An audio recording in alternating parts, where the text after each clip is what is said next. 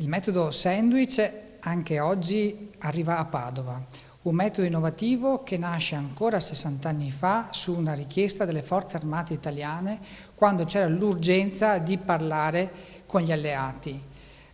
Quali sono le caratteristiche che contraddistinguono questo metodo? Velocità, flessibilità ed efficacia.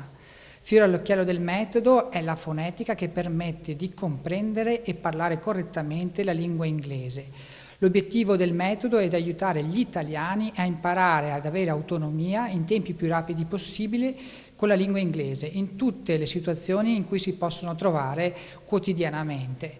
È un metodo estremamente strutturato e abitua le persone gradualmente, attraverso anche l'ausilio di materiale interattivo, ad arrivare a parlare gradualmente e normalmente senza dover pensare e poi parlare in lingua inglese.